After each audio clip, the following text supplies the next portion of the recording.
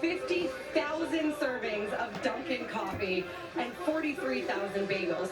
We know that the start, a lot of nervous energy, that's normal, that's okay. For those runners who might be feeling a little extra jittery at the start, there are more than 20 therapy dogs there to greet them. I am no scientist, but I would say that if you pet a puppy before you run a marathon, I don't know if it'll make you run faster, but certainly run happier. Here at the finish, 1,600 volunteers and a lot of smiles handing out 50,000 finisher medals.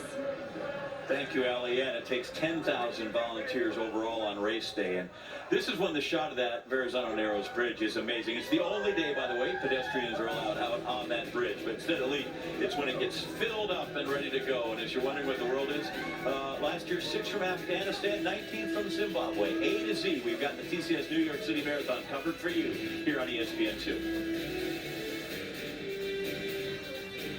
Nothing. And what's going through your mind right now, my friend? I want to back out. that's what's going on. Listen, it's a little chilly. We know you got some pre-race nerves. How about some of the, you take us through to get your a little bit. Tell us about your training for this great event. Well, there's a phase called the carb loading phase. Yeah. And I pretty much just did that. So, yeah, just a lot of carbs, a lot of bread, spaghetti. No running. No running. So we'll see how that goes. Well, yeah. The carbs alone should take you through the first 15 miles, the extra pasta, so that's good. Yeah. So I'll hopefully make the first 15, and then we'll see what happens. I'm afraid to ask if you have a goal today. Is it just to finish? Do you have a time in mind? Where's your head at this point? Yeah, no, really, it's just the finish. I had no time in mind. I just want to cross that finish line, whatever it takes. You are running for a great cause today, a wonderful group called Culture City. Why don't you tell us what that's all about? Culture City, yeah, it's an incredible organization. We work towards sensory inclusion and acceptance for, people with sensory needs. Like my daughter, Ruby. Hi, Ruby. She's on the autism spectrum, so like certain, noises and visuals kind of, affect her a certain way. So this is an organization that works towards making the world more inclusive for folks like my daughter. An important cause, and it's important that you're out here today representing. We're glad you're here, my friend. Thank you. Randall Park, one of the 50,000 runners, running for a great reason today. We'll send it back to you.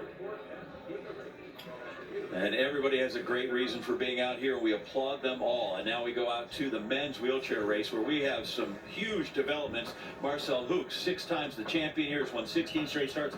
He has dropped well off the pace. We go to Amanda McGrory, who is out there following this.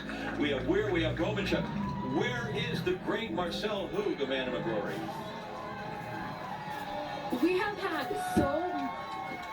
We've had so much action out here in the past few miles. Dave Weir clipped Marcel Hoeks' wheel. The two of them almost went down, but that let Tomoki Suzuki catch back up to the pack. He surged after that. David Weir was the only one who went with him. Daniel Romanchuk has been playing catch-up for about the past mile, but he's back into that pack, and Marcel Hoeks is out of sight. It is now just 2 in the front. It's David Weir and Daniel Romanchuk. So it's about Hoeks back and forth, about 50 seconds back, at least at the 32K split.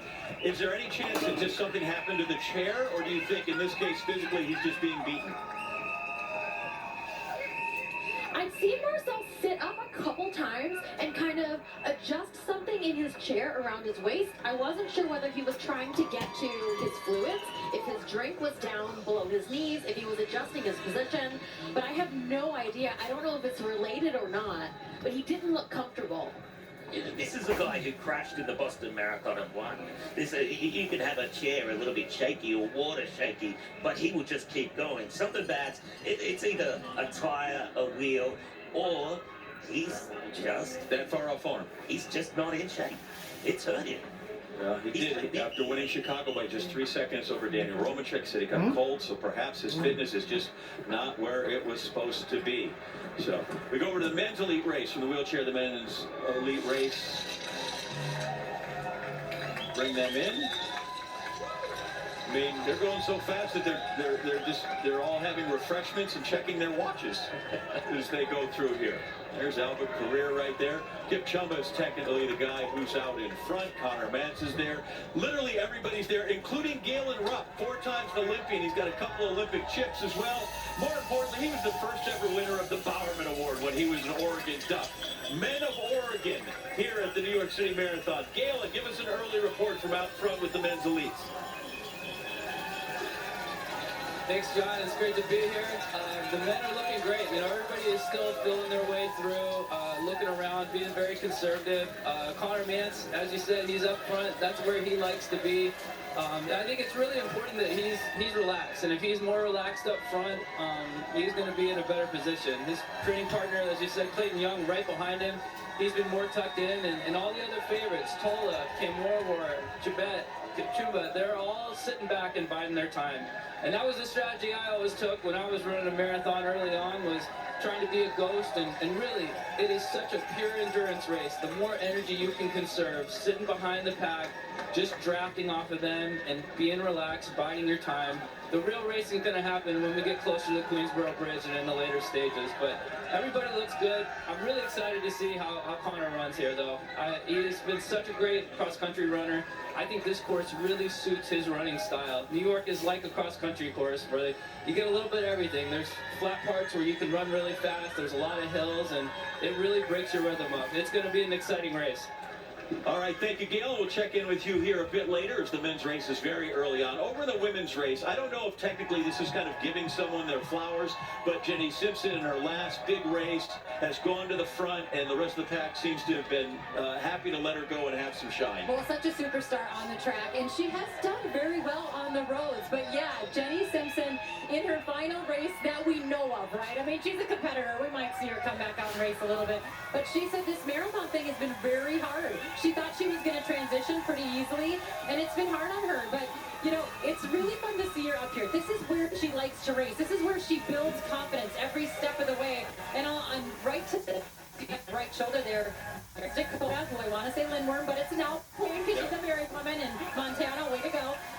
But she's up there too. Now, every time they get to say they're touched to the lead, a major, they gain that sense of belong. And this, the longer they can go, the more they stay in this race, and you never know what will happen. And O'Trek, Jenny had said she wasn't satisfied with either of her previous marathons, and that was the Olympic trials where she DNF, went to Boston, ran 2:31 and change, and finished 18th. And now she's here, last race. So nice of the rest of the team, the rest of the group to really let her have her moment. And she said, you know, 8 times I have won the Fifth Avenue mile, but I gotta run like 20 some odd miles just to get to that mile, and I can have all my fame that she's had there. But decorated here in New York, former ambassador for Team for Kids for the New York Roadrunners, and just such a glorious and great part of the sport that she has been as an ambassador, and obviously as a world-class runner in her 20th New York Roadrunners race, finishing it off with the marathon. All right, Griff Early, tell me, I need some context here and just how big an upset we're looking at. There is so much happening here today in the wheelchair race. With David Weir, 45 years old, he has driven the pace for the last 5 minutes. Tomoki Suzuki, the kid from Japan, he's caught back up. We've got Daniel Romanchuk, who is, believe it or not, he looks really comfortable. He can lead a pack from the back. I know that's a weird thing to say, but he's looking fantastic. But the big story of the day, the great man Marcel Hook, he is now minutes behind this lead pack. He has been so good for so long. 16 straight marathon wins. This guy, when things go wrong, they still go right. But something's happened today. Well, we know that Romanchuk and Suzuki are very good on the hills. We're kind of out of the hills here until we get into Central Park. But how's Weir? David's tough. Like, I know that's a gritty guy. He's a gritty guy. This isn't his first rodeo. This is a guy who's went through, you know, what he's been racing now for 30 years. He knows what he's doing. He's seen athletes like Daniel race before and Suzuki race before. I think he's going to want to stay with the pack and then back himself in this last 300 meters. But it has been such a surprising day. Well, now they know Marcel's gone. They know that he's gone, and no one's taking a lead. Everyone's looking at each other. It's going to be a fun day for the New York City Marathon. Okay, listen, there are a lot of guys out here that have world championship medals, that they have... David Weir is a commander of the British Empire. I don't know if I want to tangle with that guy when he gets out there, right? That guy at 46 has got some accolades. Look back in now as we go over to the men's elite marathon, bouncing around to these 4 championship races and look at the TCS leaderboard. Tata Consultancy Services brings us that. And, at 5K, Connor Mantz was the one out in front. And there you see his training partner. Is that Clayton Young behind him? No, that's not. Sorry, they're in the backpack. So, Yeah. so CJ is out there. CJ, yeah, in the second position there right Yeah. now. Let's just talk about him a little bit because he's coming off of Chicago, like you said, 3 weeks ago. That is a huge and quick turnaround with such a great race. But Rory Linkletter in front there as well. Those two athletes know each other. They both train here in the States. CJ's an American. Linkletter trains in Flagstaff. They're familiar with each other, and they like to race an honest pace. But the man behind them is a guy, Abdi Nagaya. He is someone that is very, very much familiar with this course. 3rd, 4th, and 5th. He loves to come to New York, and he said this is the year. He had to DNF the Olympics because he fell. And so he went through about 36K, but it hurt his hip a little bit. So he might be that Olympian that's the freshest Olympian in the field today.